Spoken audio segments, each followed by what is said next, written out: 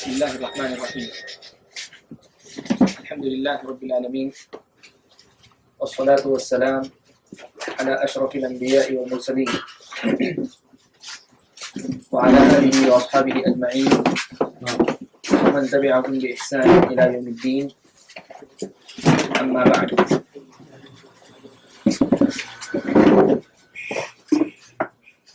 ہمارا درس امام ابو داؤد رحمۃ اللہ علیہ کی لکھی ہوئی سنن میں سے ایک کتاب السنہ کا درس ہے.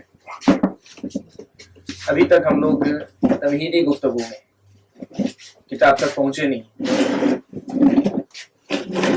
لیکن ہم اس کو ایسا نہ سمجھیں کہ ابھی کتاب سے ہم باہر ہیں، اس لیے کہ یہ سب باتیں وہ ہیں جو کتاب میں پڑھنے کے دوران آتی ہی نہیں ہیں ساری باتیں.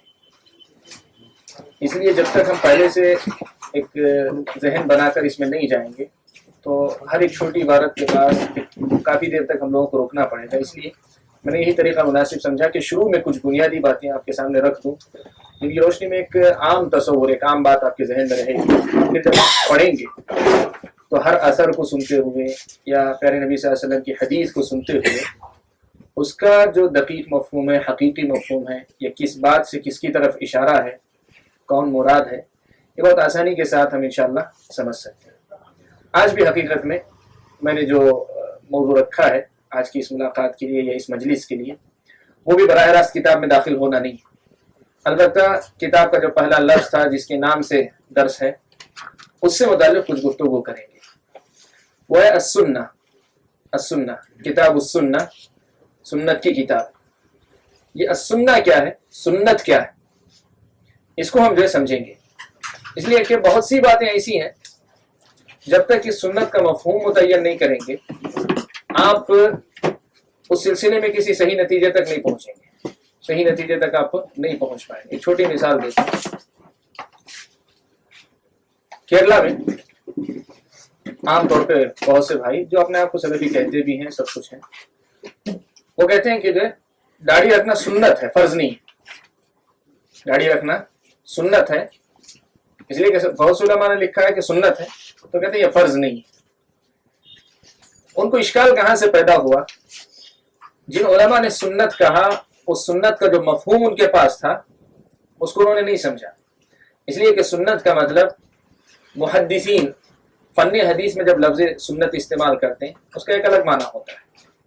وہی اصول فقہ ایک فن ہے، اصول فقہ کے علماء جب اس لفظ کو استعمال کرتے ہیں تو اس کا معنی تھوڑا سا الگ ہے. اور وہی فن عقیدہ میں جب آتا ہے اس کا ایک الگ معنی ہے. وہی فقہا کے پاس جب آتا ہے، فقہا کے پاس، تو اس کا ایک الگ معنی ہے. لفظ ایک ہی ہے. میں گفتگو کرتا ہوں سنت سے مراد میری جو محدثین کے پاس ہے وہ رہتی ہے، آپ سمجھتے ہیں سنت سے مراد وہ جو فقہا کے پاس ہے. تو بات ویسی ہی ہوگی. میں کسی وادی میں گفتگو کر رہا ہوں، آپ کسی اور وادی میں گفتگو کر رہے ہیں. میں کہیں ہوں، آپ کہیں ہیں، حالانکہ دونوں کی نیت میں اخلاص ہے سب. تو اصل چیز ہوتی ہے، اور یہ چیز پرانے زمانے سے بھی چلی آ رہی ہے اور آج تک مسئلہ ہے. جیسے جو ہے ایک چھوٹا سا مسئلہ ہے، انسان کو آزادی رائے ہونی چاہیے، انسان کو جو سوچنے کی، کرنے کی، اس کو آزادی ہونی چاہیے. اب یہ چیز اگر آپ دیکھیں گے تو اسلام یقیناً جو ہے انسان کو اندھا بن کر جینے کا حکم نہیں دیتا ہے، وہ دعوت دیتا ہے کہ سوچو، غور و فکر کرو. اب اس ایک دعوت کو قرآن نے تدبر کی دعوت دی، غور و فکر کرنے کی، تفکر کی دعوت دی. اس لفظ کو لے کر لوگ کیا معنی لیتے ہیں؟ اسلام اس بات کی دعوت دیتا ہے کہ ہر آدمی کو اپنی رائے جو چاہے وہ رکھنے کا حق ہے. ہر آدمی اپنی رائے رکھ سکتا ہے. یعنی ایون ان کے کہنے کا مطلب یہ کہ عقیدے کے مسائل ہوں، کوئی بھی مسئلہ ہو، سب کے اندر اسلام نے آزادی دی. تو یہ ساری چیزیں جو ازل میں پیدا ہوتی ہیں اس کو ہم لوگ کہتے ہیں کہ اصطلاحات کو نہ سمجھنے کا نتیجہ. جب کوئی کہتا ہے کوئی لفظ تو اس کی مراد کیا ہے پہلے یہ سمجھنا چاہیے. جب تک آپ نہیں سمجھیں گے اس کی بات کا صحیح مطلب آپ نہیں سمجھ پائیں گے. جب تک وہ نہیں سمجھیں گے آپ اس کا صحیح مطلب آپ نہیں سمجھ پائیں گے، اس کی بات کا مقصد کیا ہے. تو بات بہت دور جائے گی، اس لیے واپس آتے ہیں. ہمارا جو نقطہ تھا وہ بنیادی نقطہ تھا السنہ. سنت کا معنی کیا ہے یہ پہلے ہم جو سمجھیں گے، اور سنت سے مراد ہم جس درس میں جا رہے ہیں اس درس میں سنت سے مراد کیا ہے یہ دیکھیں گے. سب سے پہلی بات، عربی زبان کا لفظ ہے سنت. السنت یہ عربی زبان کا لفظ ہے. اس کے معنی ہوتے ہیں طریقہ. سنتن کے معنی طریقہ، یا راستہ. طریقہ یا راستہ اس کا معنی ہے. عربی شاعر کہتا ہے فلا تجزعن من سیرت انت سرتها فاول راض سنتا من یسیرها. یعنی جس راستے کو تم نے سب سے پہلے اپنایا ہے اس راستے کے سلسلے سے جو گھبراؤ نہیں، اس لیے کہ ہمیشہ راستے کو اپنانے والا جو آدمی سب سے پہلے راستے کو اپناتا ہے وہ سب سے زیادہ اسے پسند کرتا ہے. شاعر اپنی تو لفظ سنت جو ہے فاول راض سنتا، کسی بھی راستے سے طریقے سے سب سے پہلے راضی ہونے والا یا سب سے پہلے اس کو پسند کرنے والا من یسیرها، وہ آدمی ہوتا ہے جو اس راستے کو اختیار کرتا ہے. تو سنت ان کا اصل معنی عربی زبان میں جو ہے طریقہ ہے. یہ لغوی معنی مطلب زبان میں اس کا معنی. شریعت اسلامیہ کا یہ قاعدہ آپ یاد رکھیں ہمیشہ، شریعت عربی زبان میں، یعنی اللہ کے نبی صلی اللہ علیہ وسلم کی زبان عربی تھی، قرآن مجید اللہ تعالیٰ نے عربی میں اتارا، اور شریعت کی تشریح بھی اللہ کے رسول صلی اللہ علیہ وسلم نے اسی زبان میں کی ہے. تو یہ مسئلہ بھی آپ سمجھ لیں، اور یہ مسئلہ بھی بہت اہم ہے. ہم جا رہے ہیں سنت کے موضوع پہ تو یہیں سے مسئلہ سمجھتے ہوئے چلیں کہ دیکھیے ایک بات اہم ہے، شریعت کو سمجھنے کے لیے صرف عربی زبان کا سیکھ لینا یہ کافی نہیں ہے. یہ بہت بنیادی نقطہ آپ ہمیشہ یاد رکھیں. آج دنیا کے اندر بہت سی غلطیوں کی بنیادی جڑ جو ہے اسی ایک نقطے میں چھپی ہوئی ہے. لوگ کیا سمجھتے ہیں عربی زبان اگر آ جاتی ہے تو پھر قرآن بھی سمجھ میں آ جاتا ہے، شریعت بھی سمجھ میں آ جاتی ہے، پھر سارا دین سمجھ میں آ جاتا ہے. نہیں، ایسی بات نہیں. شریعت نے صرف عربی زبان کو نہیں اپنایا. شریعت جو صرف زبان کی حد تک بھی آپ کو بتاؤں عربی کا طریقہ زبان نے کیا کیا ہے، شریعت نے کیا کیا ہے. عربی زبان کا کوئی لفظ شریعت میں آتا ہے تو کبھی جو معنی عربی زبان میں تھا شریعت اسی معنی میں اس لفظ کو استعمال کرتی. تو یہاں زبان میں اور شریعت کے استعمال میں کوئی فرق نہیں. وہی کبھی کیا ہوتا ہے کہ عربی زبان سے ایک لفظ شریعت لیتی ہے اور اس کو کچھ نیا معنی دیتی ہے یا اسی معنی میں کچھ اضافہ کرتی ہے جو پہلے سے اس لفظ کے اندر نہیں معلوم تھا لوگوں کو، لیکن اس کے اندر شریعت نے اپنی ایک معنی نیا دیا، اس کو اپنا نیا استعمال دیا، تو اس کی وجہ سے اس لفظ کے اندر نیا معنی پیدا ہوا. اب جب تک آپ اس شریعت کے اس معنی کو سامنے رکھ کر اس لفظ کو نہیں سمجھیں گے آپ کی تفسیر یا تشریح غلط ہی ہوگی. کیوں؟ اس لیے کہ آپ صرف عربی زبان کی بیس پہ اس کا ترجمہ کر رہے ہیں، تشریح کر رہے ہیں، جبکہ شریعت نے صرف عربی زبان کی بیس پر نہیں اس کے ساتھ مزید کچھ معنی بھی دیا ہے. اور بعض اوقات شریعت کیا کرتی ہے، لفظ عربی زبان میں ایک معنی میں مستعمل ہوتا ہے اس کو ایک نیا معنی ہی دے دیتی ہے. یہ ایک تفصیلی بحث ہے، لیکن صرف اس ایک نقطے کو آپ یہاں ذہن میں رکھیں کہ صرف عربی زبان میں جو معنی ہوتا ہے صرف اسی معنی کو لے کر آپ پوری شریعت کو سمجھیں گے، دین کو سمجھیں گے. اگر کوئی ایسا سمجھتا ہے تو غلطی کرتا ہے. اور یہ غلطی بہت سے لوگوں نے کی ہے، بہت سے مفکرین نے کی ہے اور اس وقت بھی کر رہے ہیں جو اپنے آپ کو مفکر کہتے ہیں. دنیا میں بڑا نام ہے جن کا، جن کی تحریروں کو لوگ بڑے شوق سے پڑھتے ہیں. ایسے بہت سے مفکر ہیں. طریقہ کیا ہے؟ کہتے ہیں کہ جو ہے قرآن کی ایک آیت اٹھائی مثال کے طور پہ، کہتے ہیں کہ عربی کی فلاں لغت میں اس کا یہ معنی بتایا گیا، لہٰذا قرآن کے یہ معنی، یہ مطلب ہے. تو زبان قرآن کی اور معنی کہاں سے لے رہے ہیں؟ لغت سے لے رہے ہیں. لغت سے لے کر اپنی تفسیر کرتے ہوئے چلے جا رہے ہیں، جبکہ ضروری نہیں کہ شریعت نے ہو بہو اسی معنی میں اسے استعمال کیا. مثال دیتے ہیں علماء ہمیشہ کہ لفظ صلاۃ ہے، صلاۃ نماز کو بولتے ہیں، آپ سب جانتے ہیں.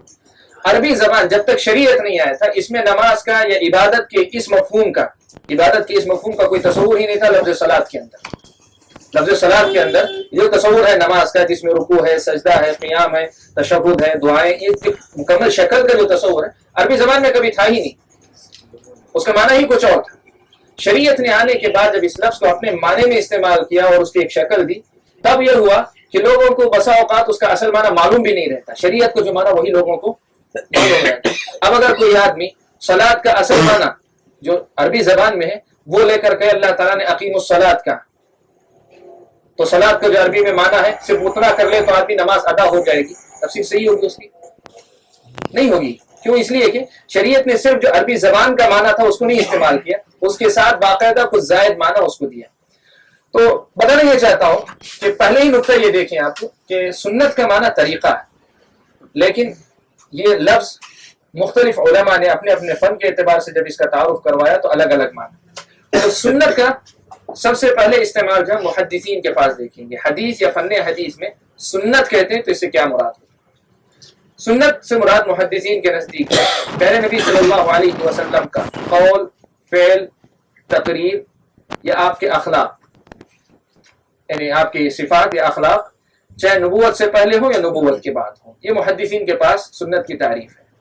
مطلب کیا ہے اس کا؟ یعنی وہ کام یا وہ بات جو اللہ کے نبی نے کیا ہو، کہا، کہی ہو، یا اللہ کے نبی صلی اللہ علیہ وسلم کے سامنے کہی گئی یا کی گئی اور اللہ کے رسول صلی اللہ علیہ وسلم نے اس پر موافقت اختیار کی، چاہے خاموشی کے ذریعے یا اپنے الفاظ کے ذریعے، یا پھر اللہ کے نبی کی صفات اور یہ ساری باتیں چاہے بعثت سے پہلے ہو یا بعد میں. یہ اس کا مفہوم ہے. اس میں ہو سکتا ہے اللہ کے نبی نے جو کام کیا وہ فرض کے درجے کا ہوگا، تب بھی محدثین کے پاس وہ سنت ہی کہلائے. محدثین کی اصطلاح ہے اپنے، وہ جو ہے سنت کے درجے میں ہوگا تب بھی ہوگا، اور بسا اوقات وہ امت کے لیے شریعت نہیں ہوگی، امت کے لیے شریعت کی حیثیت سے نہیں کیا ہوگا رسول اکرم صلی اللہ علیہ وسلم نے، لیکن اللہ کے رسول صلی اللہ علیہ وسلم نے کیا ہوگا، اس کو بھی جو ہے سنت کی اس تعریف کے اندر محدثین شامل کر لیتے. یہ محدثین کے پاس ہے. وہیں اصولیین کہتے ہیں. اصولیین کا مطلب اصول فقہ کے علماء جو ہیں وہ جب سنت کی تعریف کرتے ہیں تو ان کے نزدیک سنت سے مراد وہ بات جو قرآن میں ثابت نہ ہو بلکہ قرآن سے ہٹ کر اللہ کے نبی صلی اللہ علیہ وسلم سے ثابت ہو. قرآن میں نہیں لیکن اللہ کے نبی صلی اللہ علیہ وسلم کا ثبوت ہے. دونوں تعریفوں میں فرق کیا ہو جائے گا؟ جب اصولی بولے گا کہ یہ سنت سے ثابت ہے، اصول فقہ کا عالم بولے گا یہ سنت سے ثابت ہے، تو اس کا مطلب یہ ہوگا کہ قرآن کے اندر اس حکم کا ذکر نہیں ہے، یہ حدیث اللہ کے رسول صلی اللہ علیہ وسلم سے ثابت ہے. وہی جب محدث کہیں گے کہ یہ سنت سے ثابت ہے تو یہ اللہ کے نبی صلی اللہ علیہ وسلم سے ثابت ہے، جیسے یہ قرآن میں بھی ہو سکتا ہے. تو معنی کے اعتبار سے جو ہے اس کی حیثیت بدلتی جاتی ہے. ایسے ہی فقہا کے پاس، فقہا یعنی فقیہ، فقہ کے اندر جو سنت کا حکم کیا ہے،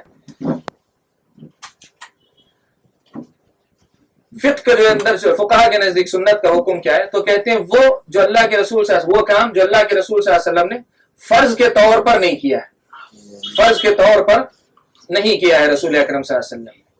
اللہ کے نبی نے کیا لیکن فرض کے طور پر نہیں، فرض سے کمتر درجہ اس کا کہ کرنے والا کرے تو اسے ثواب ہے، اگر نہ کرے تو اسے عذاب نہیں ہے. یہ فقہا کے پاس ایسا الگ الگ مفہوم ہے.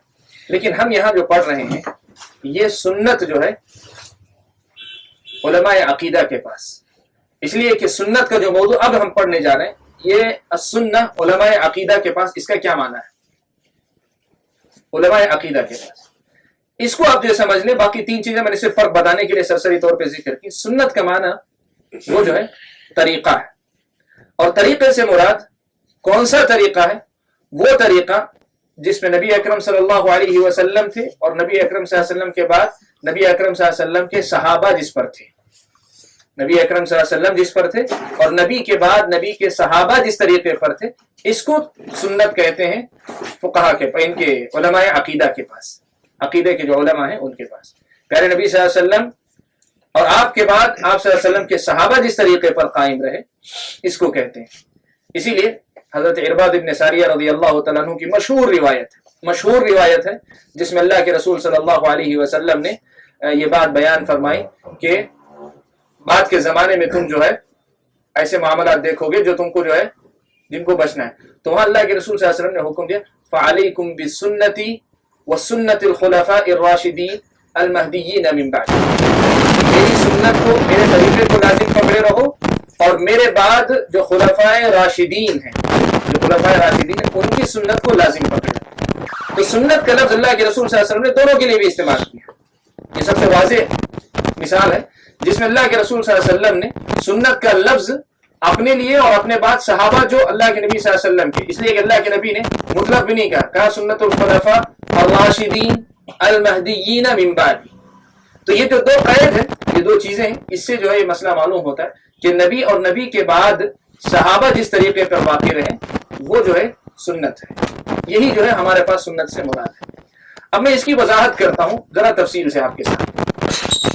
نبی اکرم صلی اللہ علیہ وسلم، قرآن مجید آپ سب جانتے ہیں، قرآن کے اندر جو ہے دسیوں مقامات پر یہ بات بیان کی، اطیعوا اللہ واطیعوا الرسول، کئی ایک مقامات پر آئی بات. ویسے ہی اللہ کے نبی صلی اللہ علیہ وسلم نے ترکت فیکم امرین لن تضلوا ما ان تمسکتم بہما، پیارے نبی صلی اللہ علیہ وسلم نے بھی بیان کیا. یہ دونوں قسم کی باتیں، اس میں عام طور پہ جو ہے دو ہی چیزوں کا تذکر آتا ہے، اور سب جانتے ہیں ایک اللہ تعالیٰ کی کتاب ہے اور دوسری نبی اکرم صلی اللہ علیہ وسلم کی سنت یا حدیث جسے آپ کہیں، نبی اکرم صلی اللہ علیہ وسلم کی حدیث جس پہ. اب سوال یہاں پیدا ہوتا ہے کہ ابھی ہم نے کہا سنت سے مراد اللہ کے نبی صلی اللہ علیہ وسلم اور نبی اکرم صلی اللہ علیہ وسلم کے بعد نبی اکرم صلی اللہ علیہ وسلم کے صحابہ جس طریقے پر تھے وہ سنت ہے۔ تو یہاں بظاہر ایک چھوٹا سا اشکال پیدا ہوتا ہے کہ کیا اسلامی شریعت میں قرآن اور سنت کے ساتھ کسی تیسری چیز کی بھی گنجائش رکھی گئی ہے؟ سمجھ رہے نا میں اس نقطے کو آپ کو؟ اس لیے کہ بس سیدھے سادے جو عوام ہیں وہ مسئلے کی باریکی کو نہیں سمجھتے ہیں، تو یہ سمجھتے ہیں کہ قرآن اور سنت سے ہٹ کر کوئی تیسری چیز، اور اس پر جو ہے یہ مسئلہ بھی کرتے ہیں، یہ پیدا کرتے ہیں کہ قرآن میں اللہ تعالیٰ نے جو ہے دو ہی چیزیں بتائیں اور یہ تیسری چیز کہاں سے آ گئی، اور تیسری چیز کا مطلب دو کے بعد گمراہی کے علاوہ اور کچھ نہیں، تو یہ گمراہی ہی ہے اور کچھ نہیں۔ تو اس مسئلے کو سمجھنے کے لیے میں آپ کے سامنے جو ہے مطلب ذرا تفصیل سے ایک بات واضح کرتا ہوں، اور وہاں آپ کو جو خود بخود وہ چیز سمجھ میں آ جائے گی۔ دیکھیے رسول اکرم صلی اللہ علیہ وسلم نے یہ بات بیان فرمائی کئی کتابوں میں، مسند احمد میں الفاظ کے اختلاف کے ساتھ، مسند احمد میں، سنن دارمی میں، سنن ابن ماجہ میں، اور ابن ابی عاصم نے اپنی کتاب السنہ میں مختلف علماء نے مختلف الفاظ کے ساتھ یہ بات نقل کی ہے کہ پیارے نبی صلی اللہ علیہ وسلم نے یہ پیشن گوئی فرمائی۔ حضرت معاویہ سے منقول ہے، حضرت انس بن مالک رضی اللہ تعالیٰ عنہ سے، جیسے شیخ البانی رحمہ اللہ نے تحقیق کر کے بتلایا کہ 6 سے زیادہ سندوں سے یہ بات منقول ہے، یہ حدیث منقول ہے کہ اللہ کے نبی صلی اللہ علیہ وسلم نے یہ بات بیان فرمائی کہ یہود جو ہے وہ 72 فرقوں میں بٹے، نصارہ جو ان کے پاس تھے وہ 71 فرقوں میں، یہود 71 فرقوں میں بٹے، اس کے بعد نصارہ آئے تو وہ 72 فرقوں میں بٹے، اور امت مسلم وستفترق امتی، میری امت 73 فرقوں میں بٹے گی، 73 فرقوں میں بٹے گی۔ یہاں رک کر پہلے ایک نقطہ سمجھ لیتے ہیں، یہ کون سی امت مراد ہے؟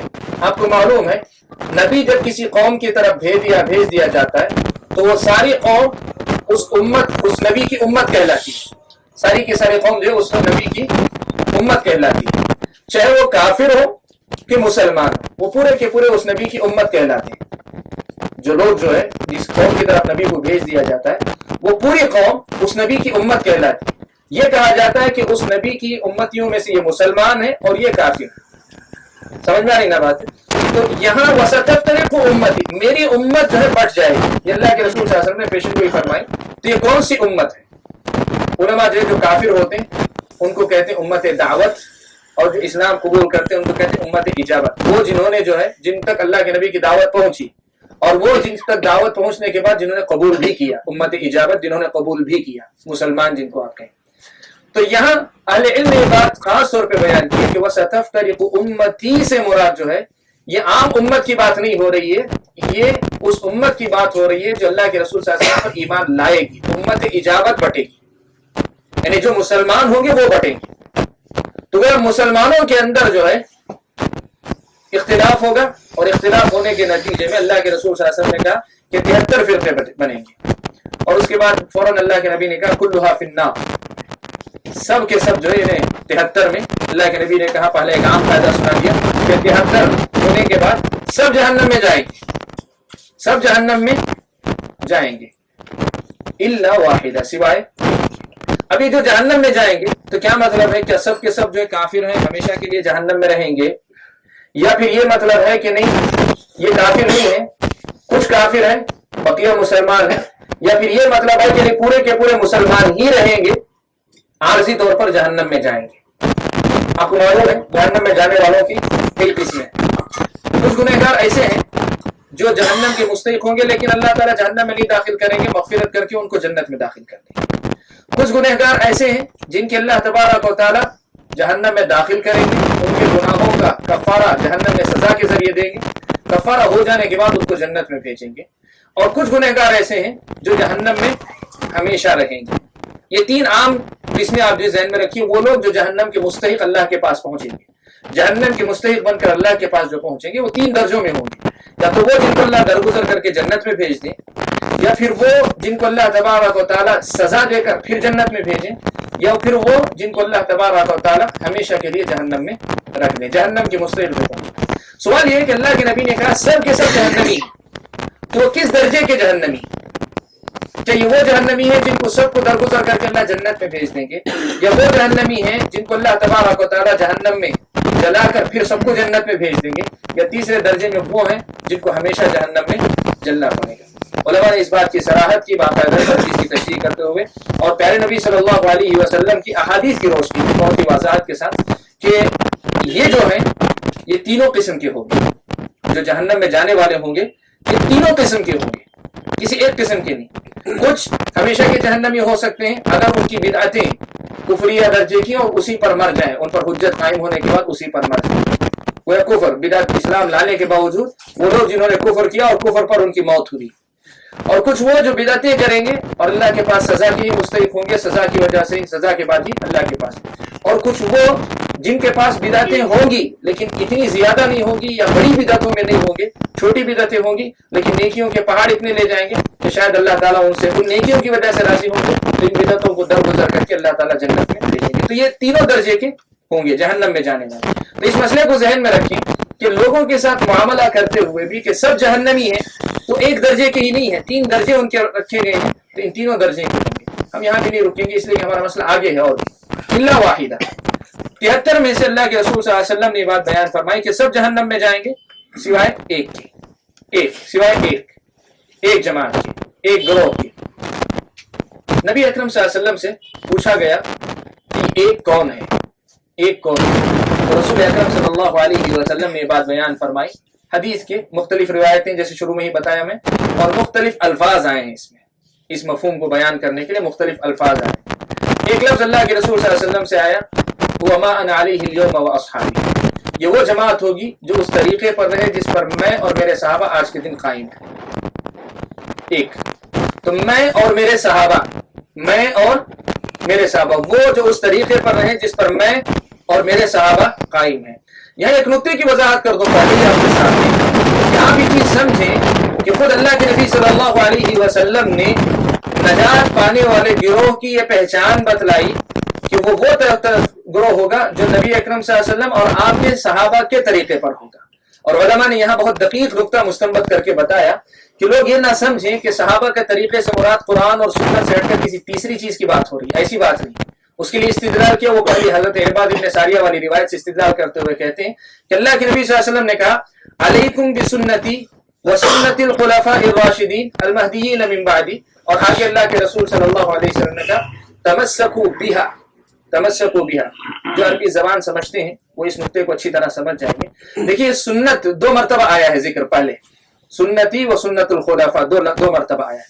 अगर ये 2 अलग चीजें हैं, अगर 2 अलग चीजें हैं तो अरबी जबान का कायदा यह है कि आपको तमस्सकू बिही मा कहना चाहिए, बिही मा, इन दोनों को तुम लाजिम पकड़े रहो।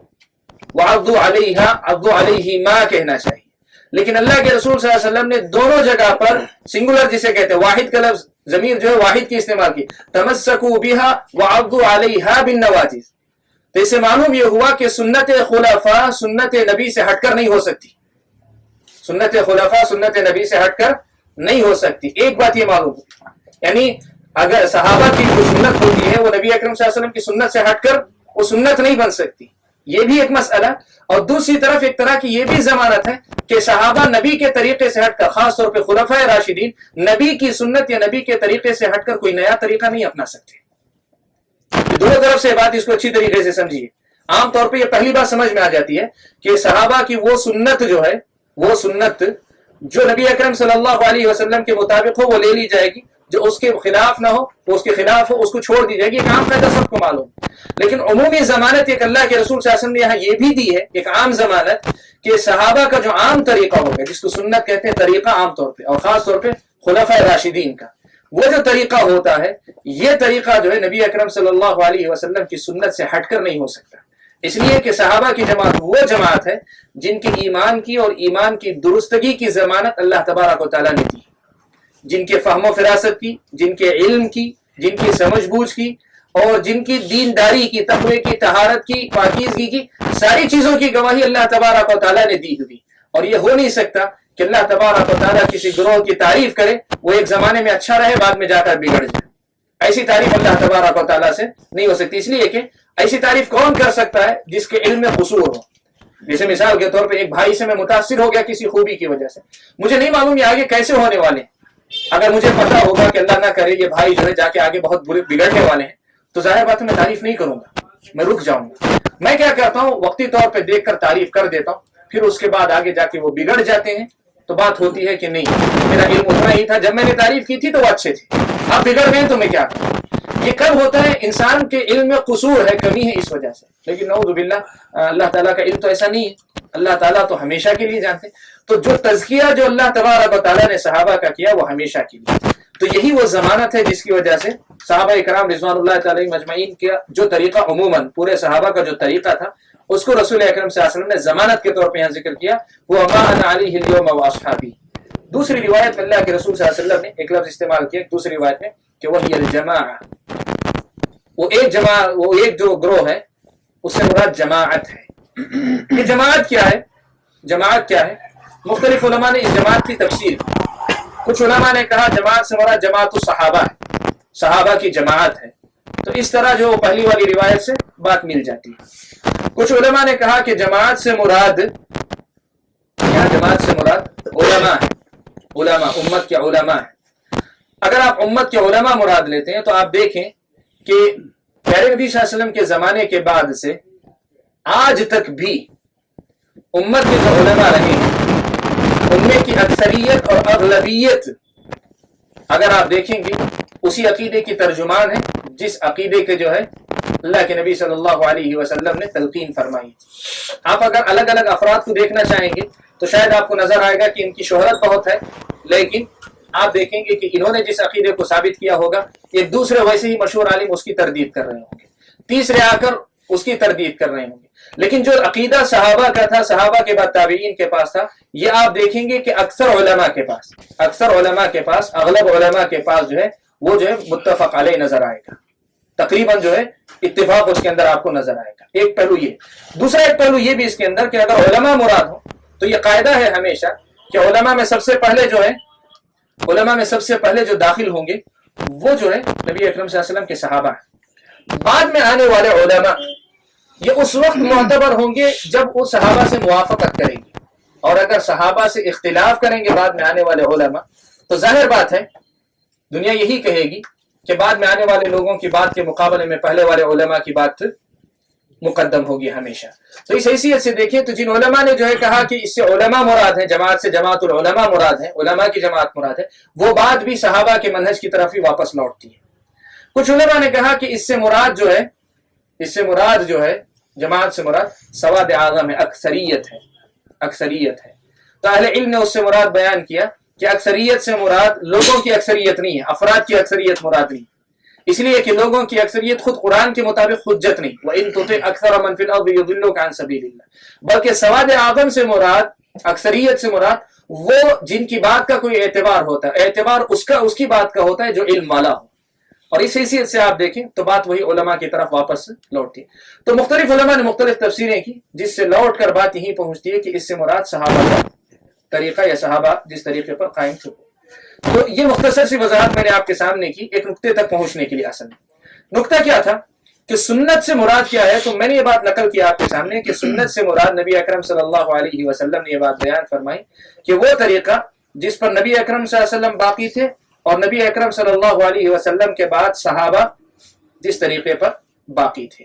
ये अल्लाह के नबी सल्लल्लाहु अलैहि वसल्लम ने पेशिन गोई इसलिए फरमाई कि अल्लाह के नबी सल्लल्लाहु अलैहि वसल्लम को अल्लाह तबारक व तआला ने पहले से बता दिया था, वो सतफ्तरिकु उम्मती, उम्मत बटेगी। उम्मत बटने के बाद अब जाहिर बात है मेयार होना चाहिए, मेयार होना चाहिए। दो आदमी इख्तिलाफ अगर कर रहे हो तो दो आदमी के दरमियान फैसला करने के लिए कोई मेयार चाहिए, कोई उसूल चाहिए जिस पर परख कर आप कह सकें ये सही है ये गलत है। जैसे एक छोटी बात, कुरान मजीद की कोई आयत है, उस आयत की एक तशरीह मैं करता हूं, एक तशरीह एक और करते हैं। मैं कहता हूं मेरी तफसीर ही ज्यादा सही, मेरी तशरीह ही ज्यादा सही, और मेरे भाई कहते हैं दूसरे भाई की जो है उनकी तशरीह और उनकी तफसीर ही सही। फैसला कैसे करेंगे, फैसला कैसे करेंगे? और जब ये चीज है कि अल्लाह के रसूल साहब ने कहा कि उम्मत के अंदर इख्तिलाफ होगा, बटेगी उम्मत, तो फैसला कैसे करेंगे, फैसला कैसे करेंगे? तो रसूल अकरम सल्लल्लाहु अलैहि वसल्लम ने ये बात बयान फरमाई कि सहाबा जिस तरीके पर थे उसको हम दूसरे अल्फाज में सब कहते हैं सहाबा ने जिस तरीके से समझा था। देखेंगे कि मेरी तफसीर और मेरे भाई की तफसीर, दोनों की तफसीर में किसकी तफसीर सहाबा की तफसीर के मुताबिक होती है, उस तफसीर को हम ले लेंगे। یہ مسئلہ چونکہ تقریباً آپ میں سے بہت سے بھائی جانتے ہیں، اس لیے میں زیادہ تفصیل میں نہیں جانا چاہتا، لیکن یہاں سے جو ہے مطلب سنت کا جو مفہوم ہم نے بتایا کہ سنت سے مراد نبی اکرم صلی اللہ علیہ وسلم کا طریقہ اور نبی کے صحابہ کا طریقہ، وہ بنیاد جو ہے مطلب ہمیں سمجھ میں آتی ہے کیوں صحابہ کا طریقہ کہا گیا۔ یہ قرآن و سنت سے ہٹ کر کوئی تیسری چیز نہیں ہے، بلکہ قرآن و سنت ہی کی ترجمانی ہے، اور قرآن و سنت کا جو صحیح مفہوم متعین کرنا ہے اس کے لیے ضروری ہے۔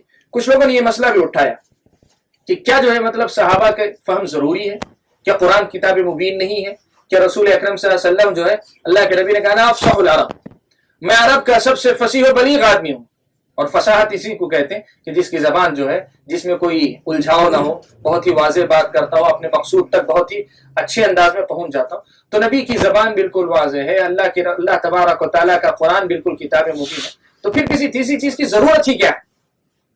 یہ جو ہے بہت نازک سوال ہے، حقیقت میں یہ بہت نازک سوال ہے، اور اس سوال کا حل بھی جو ہے بہت زیادہ ضروری ہے۔ اگر آپ یہ چیز دیکھیں گے تو ہم بہت سیدھے انداز میں یہ کہتے ہیں کہ ضروری ہے کہ نہیں ہے۔ میں اور آپ سوچنے سے پہلے خود قرآن مجید کے اندر دیکھ لیں، سنت کے اندر دیکھ لیں کہ کیا اللہ تعالیٰ نے اس کو ضروری سمجھا۔ میں اور آپ جو ہے فیصلہ کرنے کے بجائے کہ کیا ہمارے لیے یہ ضروری ہے کہ نہیں ہے، اس فیصلے کو بھی جو پہلے اللہ تعالیٰ ہی کی طرف سے دیکھیں کہ اللہ تعالیٰ نے اس کو ضروری سمجھا ہے۔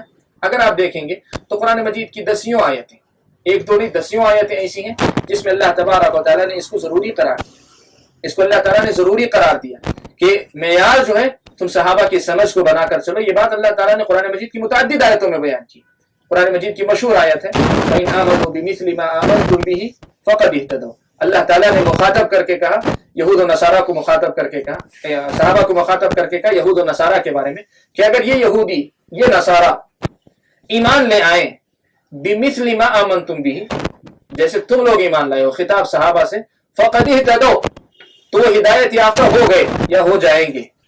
وَإِن تَوَلَّوْا، اور اگر وہ منہ موڑتے ہیں، کس سے؟ ایمان سے منہ موڑتے ہیں، یا ایمان لانے کے بعد تم جیسا ایمان نہیں لاتے، بلکہ ایمان کا اپنا ایک مفہوم رکھتے ہیں کہ محمد پر ایمان نہیں لائے، صرف ہم موسیٰ پہ ایمان لاتے ہیں، ہم آسمانی کتاب کو بھی مانتے ہیں، اللہ کو بھی ایمان لانے کا جو طریقہ ہے وہ طریقہ صحابہ کا تمہارا اگر نہیں اپناتے ہیں، اللہ تعالیٰ نے کہا فَإِنَّمَا هُمْ فِي شِقَاقٍ، تو وہ لوگ تو اختلاف میں، وہ لوگ تو اختلاف میں۔ واضح ایک پیغام اس آیت سے اللہ تعالیٰ نے دے دیا کہ یہی معیار ہے، یہی معیار ہے، یہ اگر نہ ہو تو یہ اختلاف ہی اختلاف ہے۔ ایسی بہت سی آیتیں والسابقون الاولون من المہاجرین والانصار والذین اتبعوہم بإحسان، سابقین اولین مہاجرین اور انصار میں سے اور جو ان کے نقش قدم پر چلے۔ مفسرین نے دو تفسیریں کی، کہا ان کے نقش قدم پر چلنے والوں سے مراد بعد میں ہجرت کے زمانے کے بعد جو لوگ اسلام لائے وہ صحابہ مراد ہیں، اور بعض دوسرے مفسرین نے کہا کہ نہیں، مہاجرین اور انصار اور سابقین کا ذکر ہو چکا۔ والذین اتبعوہم بإحسان سے مراد جو ہے وہ لوگ ہیں جو نبی کی زندگی کے بعد بھی جب تک قرآن باقی ہے، یہ آیت باقی ہے، تب تک آئیں گے اور ان کے طریقے پر چلیں گے۔ تو خود اللہ تعالیٰ نے جو ضمانت دی رضی اللہ عنہم ورضوا عنہ کہ اللہ تعالیٰ ان سے راضی ہو گیا اور وہ اللہ تبارک و تعالیٰ سے راضی ہو گئے۔ تو مقصد یہ ہے کہ نبی اکرم صلی اللہ علیہ وسلم کے صحابہ کا طریقہ جو ہے یہ اللہ کے رسول صلی اللہ علیہ وسلم نے معیار بتایا ہے۔ تو میں بات پوری سمیٹ کر واپس اپنے نقطے کی طرف آتا ہوں۔ میں نے کہا کہ سنت کا مفہوم ہم متعین کرنا چاہتے ہیں، تو سنت کا مفہوم ہم نے یہ رکھا کہ طریقہ وہ ہو جو نبی اکرم صلی اللہ علیہ وسلم کا تھا اور نبی اکرم صلی اللہ علیہ وسلم کے بعد نبی کے صحابہ کا طریقہ۔ اور اس کی اہمیت آپ سمجھنا چاہیں تو دو مثالیں آپ کے سامنے، دو چیزیں خاص طور پہ ذکر کرنا چاہوں گا۔ سب سے پہلی بات آپ کو ذکر کرو کہ اللہ کے رسول صلی اللہ علیہ وسلم نے، اللہ کے رسول صلی اللہ علیہ وسلم نے یہ جو معیار دیا تھا، یہ معیار دیا تھا کہ رسول اکرم صلی اللہ علیہ وسلم کے بعد صحابہ معیار ہوں گے یا ان کی سمجھ معیار ہوگی حق اور باطل کے درمیان فیصلے کے لیے، صحیح اور غلط کی پہچان کے لیے۔ یہ بات جو کتنی اہم ہے آپ اس کا اندازہ لگائیے۔ خوارج جن کا ذکر گزشتہ درس میں نے کیا تھا، حضرت علی رضی اللہ تعالیٰ عنہ سے بھی اور حضرت معاویہ دونوں سے ناراض ہو گئے، ناراض ہو کر دونوں کے خلاف جو ہے بغاوت، اور خاص طور پہ چونکہ خلافت حضرت علی کے پاس تھی تو حضرت علی رضی اللہ تعالیٰ عنہ کے خلاف کئی جنگیں انہوں نے لڑی۔ جب ان سے جنگ کا مسئلہ آیا تو حضرت علی رضی اللہ تعالیٰ عنہ نے پہلے جنگ کرنے سے پہلے حضرت ابن عباس کو بھیجا رضی اللہ تعالیٰ عنہ، بھیجا کہ جاؤ جا کر جو ہے دیکھو کیا واقعی جو ہے کیوں وہ لوگ لڑنا چاہتے۔ حضرت ابن عباس رضی اللہ تعالیٰ عنہ نے ان کو نصیحت کی اور ان سے پوچھا کہ آخر کیا بنیاد ہے، کس بنیاد پہ حضرت علی یا مسلمانوں کے خلاف تم لڑنا چاہتے ہو؟ تو ان لوگوں نے جو ہے کچھ شبہات جو ان کے پاس تھے اسے پیش کیا۔ حضرت ابن عباس نے ان کا جواب دیا میں تفصیل میں جانا نہیں چاہتا، اس نقطے کی ایک خاص نقطے تک جانا چاہتا ہوں. جو جواب حضرت ابن عباس رضی اللہ تعالیٰ عنہ نے دیے ان میں سے ایک اہم جواب یہ بھی تھا کہ دیکھو تمہاری اتنی بڑی جماعت ہے، نبی اکرم صلی اللہ علیہ وسلم کے صحابہ کی بڑی تعداد موجود ہے، کیا صحابہ میں سے کوئی ایک تمہارے ساتھ موجود ہے؟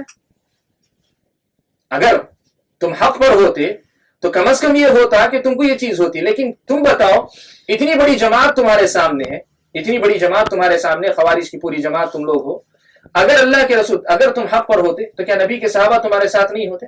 بتاؤ تمہارے ساتھ ایک صحابی بھی موجود ہے؟ خوارج نے جائزہ لیا واقعی تو ایک صحابی بھی ان کے ساتھ موجود نہیں تھا. اہل علم نے نقل کیا پورا تاریخی اس میں کہ حضرت ابن عباس کی اس گفتگو کے بعد نتیجہ یہ ہوا کہ اسی مجلس کے اختتام پر 2000 خوارج نے توبہ کی. 2000 خوارج نے توبہ کی اور ان کو احساس ہو گیا کہ ہماری غلطی کہاں ہے، بنیادی غلطی. وہ قرآن ہی سے استدلال کر رہے تھے، ان الحکم الا للہ ہی سے استدلال کر رہے تھے، لیکن استدلال اپنی سمجھ کے مطابق تھا.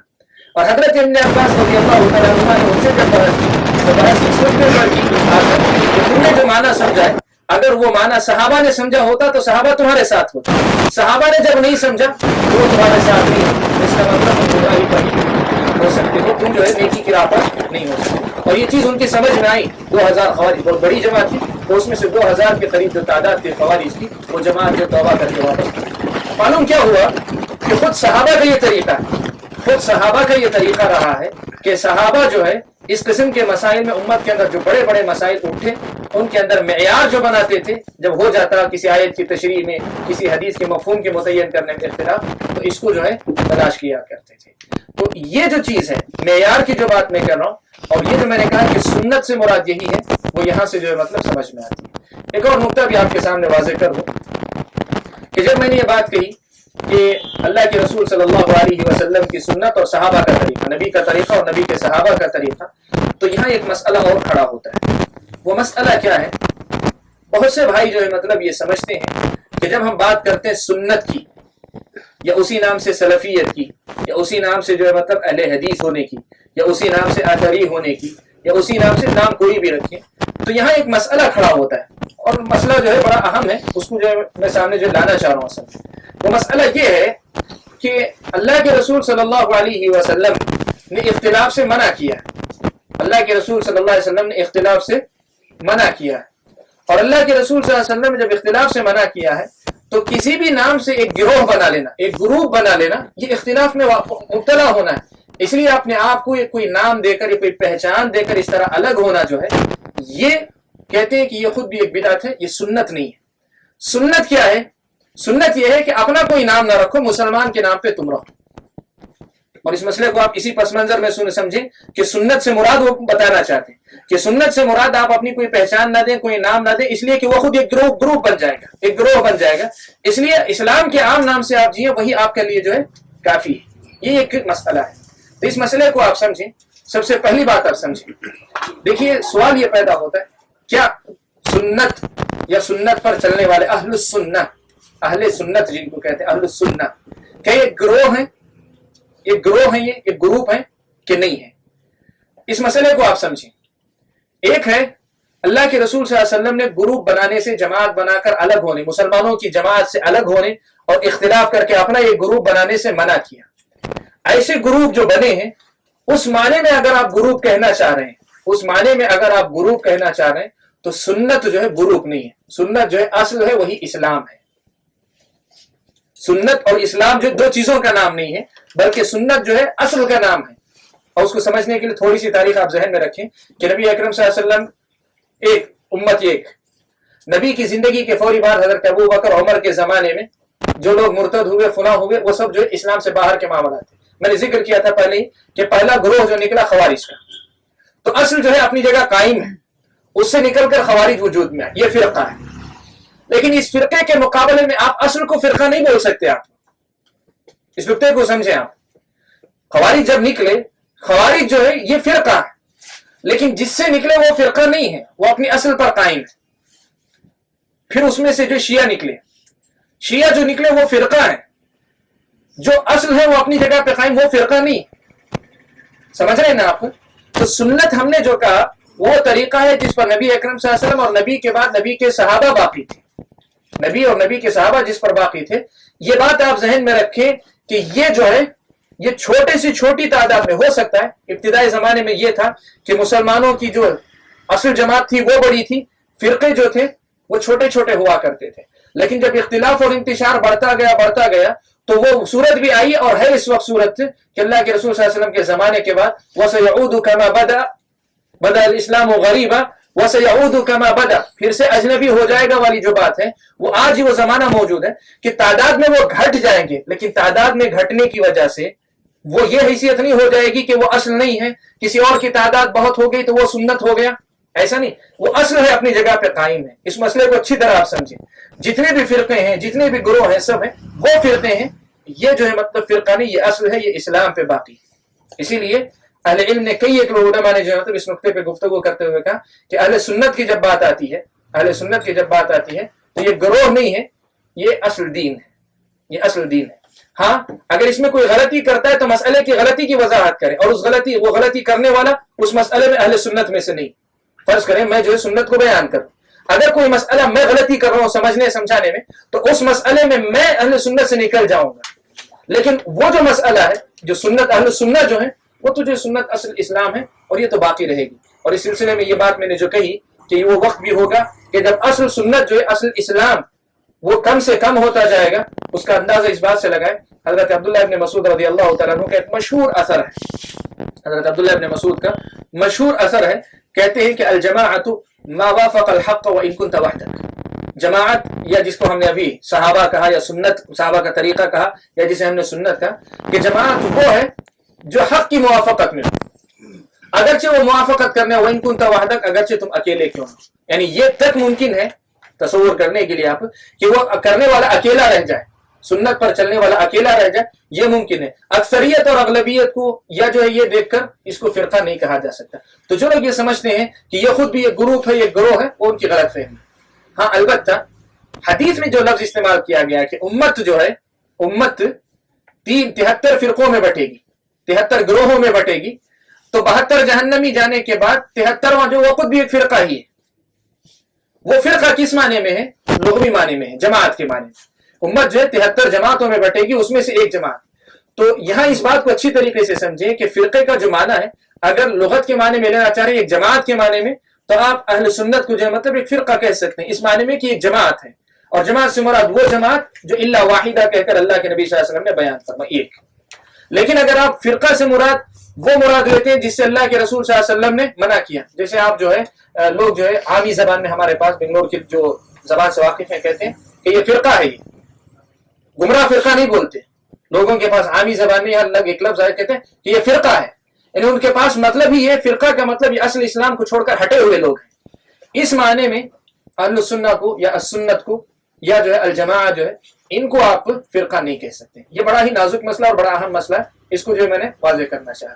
تو یہ بات ذہن میں رہے کہ سنت ایسا نہیں ہے کہ آپ الگ نام لے کر الگ پہچان لے کر نہ لے کر بلکہ صرف اسلام کہہ کر آپ اپنی جگہ باقی رہ جائیں تو آپ ہی ہوں گے. نہیں، اللہ کے رسول صلی اللہ علیہ وسلم نے پہچان دی ہے کہ صحابہ کے طریقے پر جو ہے، اور جو ہے اپنی پہچان اس صحابہ کے طریقے سے کروا رہا ہے اور اسی حوالے سے جیتا ہے اور اسی حوالے سے بات کرتا ہے، وہی اصل میں سنت پر قائم ہے. یہ انشاءاللہ جو ایک ضروری مسئلہ تھا جس کو میں سمجھتا ہوں کہ آپ لوگوں نے سمجھا ہوگا. تو آج کے درس میں اصل میں باتیں بہت زیادہ تھیں، میں نے کوشش یہ کی کہ ادھر ادھر کی جو کچھ منتخب باتیں نہ کر ایک بنیادی تصور آپ کے سامنے، وہ یہ ہے کہ سنت جب ہم کہتے ہیں تو اس سے کیا مراد ہے. اس سے مراد جو ہے رسول اکرم صلی اللہ علیہ وسلم اور آپ صلی اللہ علیہ وسلم کے صحابہ کا طریقہ ہے، اور یہ طریقہ عین اسلام ہے، یہی اسلام ہے، یہی حق ہے. اور جو اس سے جتنا دور جائے گا وہ حق سے اتنا دور ہے.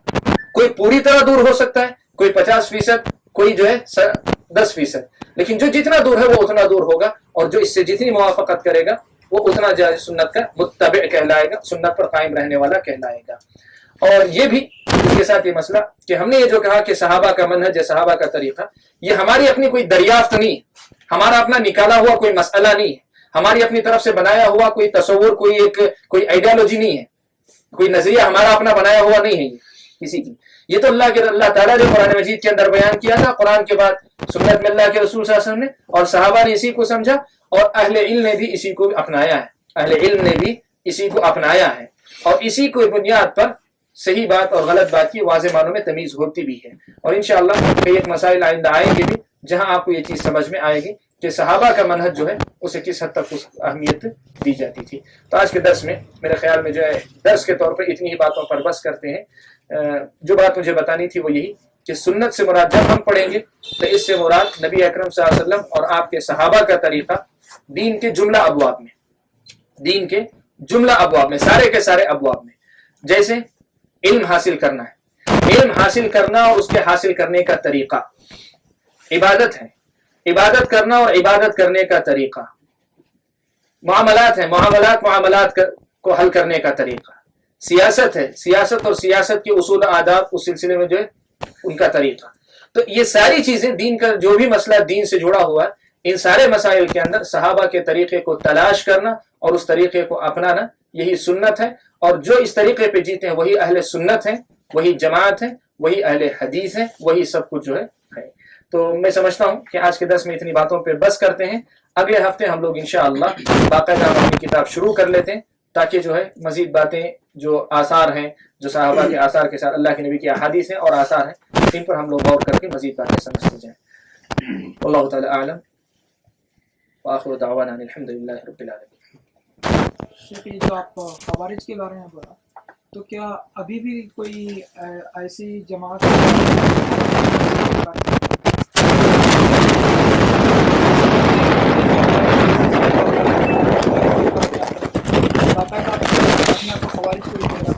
سوال کر رہے ہیں کہ کیا ابھی بھی کوئی ایسی جماعت موجود ہے جو خوارج اپنے آپ کو کہتے ہیں یا خوارج میں ان کا شمار ہو سکتا ہے یا نہیں؟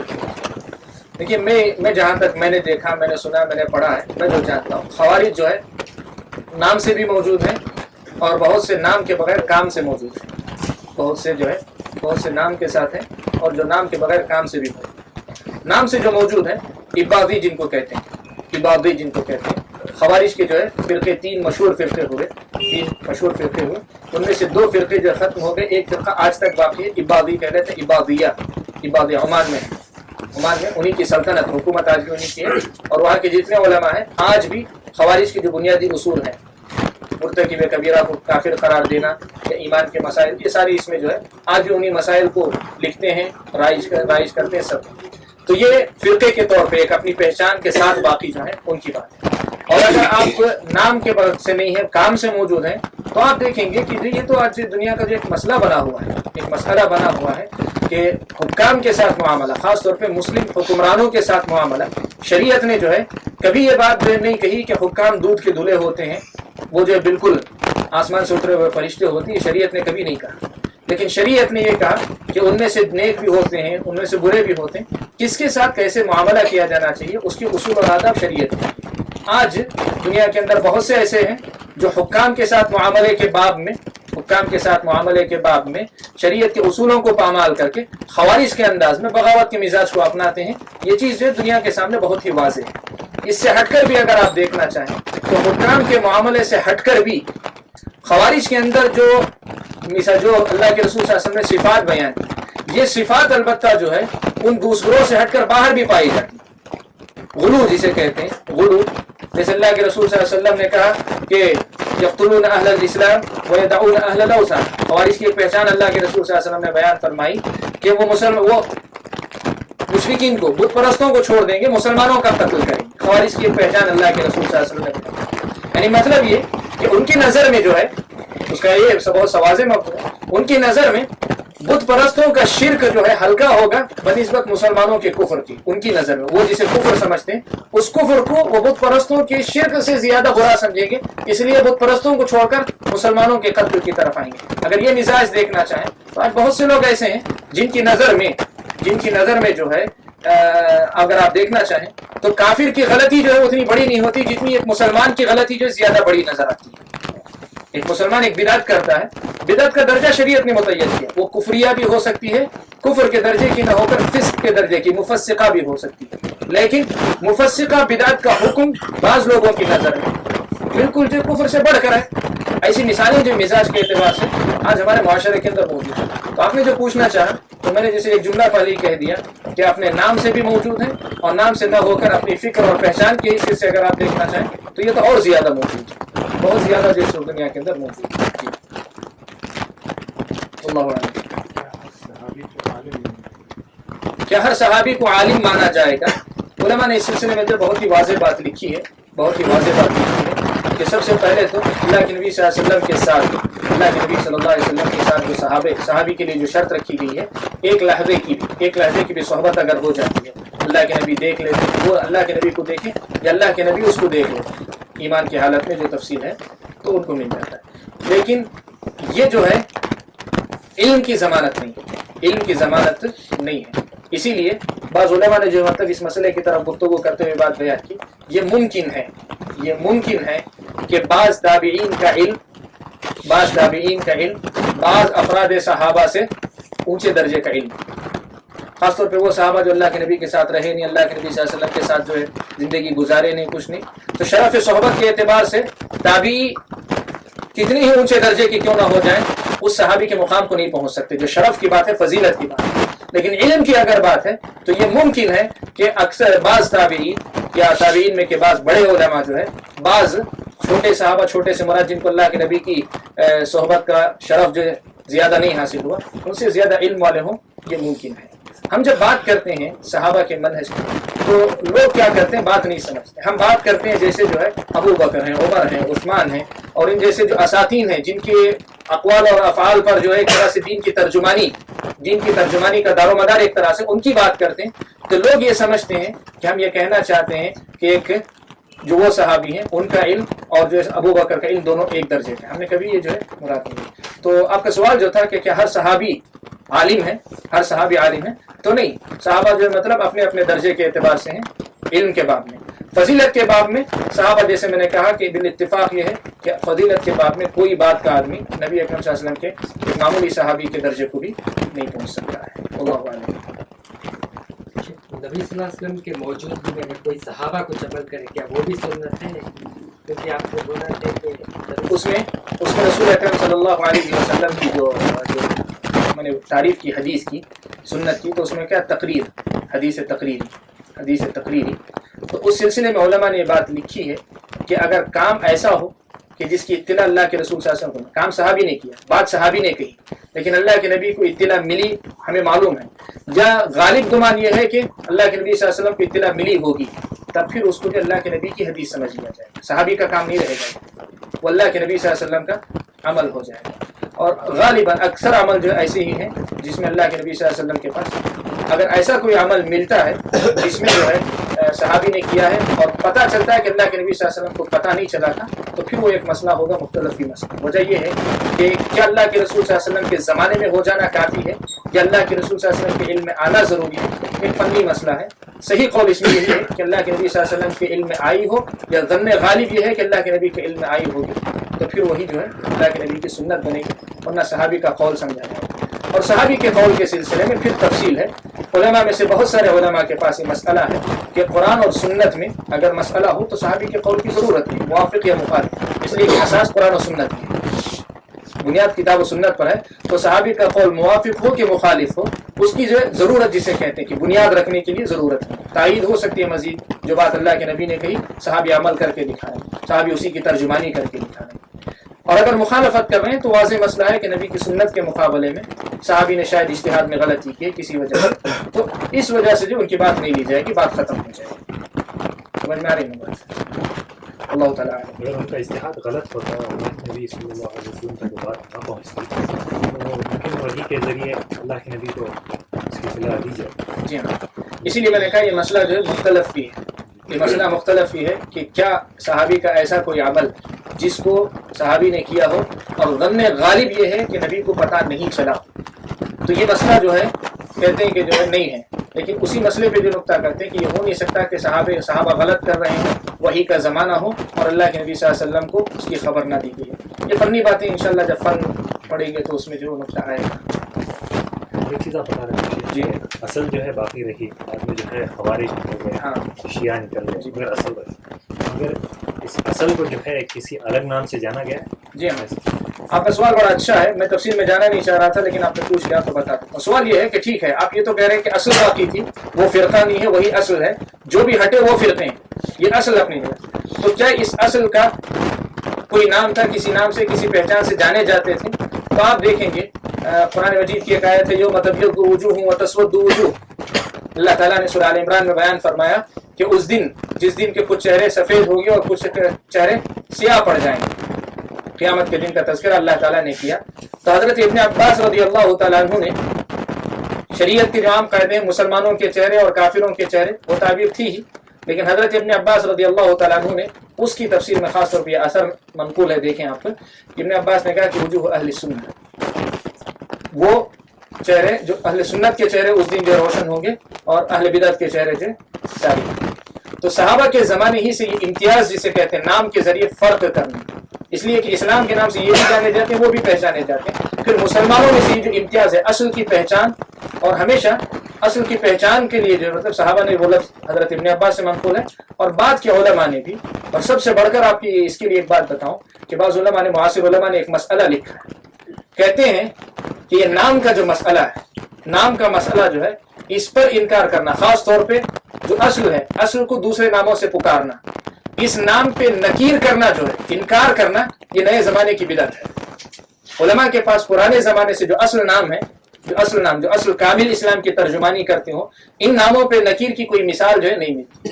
ہاں اگر کوئی ایسا نام رکھتا ہے جو کسی خاص تفرق، کسی خاص گروہ، کسی خاص کی پہچان کرواتا ہے، اس پر سلف کی نکیر بہت ہے۔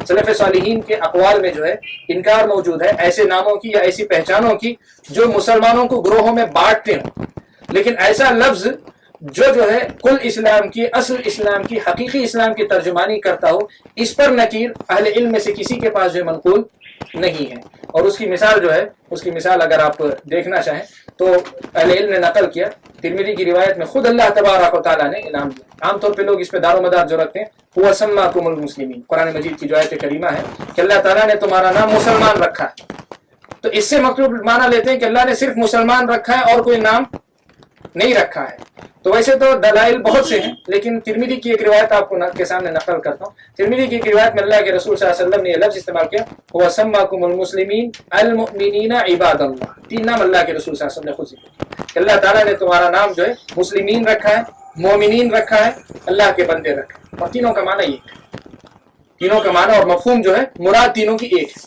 تینوں کی مراد جو ہے ایک ہے۔ تو یہ سب سے اہم اساس ہے کہ جو نام ہے اگر اصل اسلام، کامل اسلام کی ترجمانی کرتا ہے تو پھر جو ہے اس میں کوئی حرج نہیں ہے، اور سلف کے پاس اس کی نکیر جو موجود نہیں رہی ہے کہ اصل جو اسلام کی ترجمانی کرے اس کی نکیر نہیں۔ اور سلف کے بعد جو ہے علماء کا جو طبقہ، علماء کا جو زمانہ گزرا اس میں بھی دیکھیں آپ، اس میں بھی آپ کو ملے گا کہ باقاعدہ جو ہے سلف کی طرف نسبت ہوتی تھی، سنت کی طرف نسبت ہوتی تھی، جماعت کی طرف جو ہے مطلب من الجماعہ کے نام کے تعبیر کے ساتھ جو نسبت ہوتی تھی، یہ چیز موجود رہی ہے۔ جی اللہ تعالیٰ عالم۔ شیخ آپ نے کہا کہ اصول الفقہ کے اسکالرز ہیں، محدث ہیں، پھر علماء عقیدہ ہے، لیکن جب حدیث کا جب مسئلہ بن جاتا ہے تو کون سے اس پر زیادہ توجہ ہوتا ہے؟ حدیث کا مسئلہ جب ہوتا ہے تو دیکھیے ایک فن ہے، فن کا مطلب فن حدیث، فن حدیث، تو اس میں جب بات آتی ہے تو جو پہلا ہے اسی پہ جاتا ہے، لیکن حدیث میں جب لفظ آتا ہے سنت کا لفظ، تو سنت کا لفظ جو ہے کسی بھی معنی میں آ سکتا ہے، سیاق کے اعتبار سے دیکھ کر اسے ہم متعین کریں۔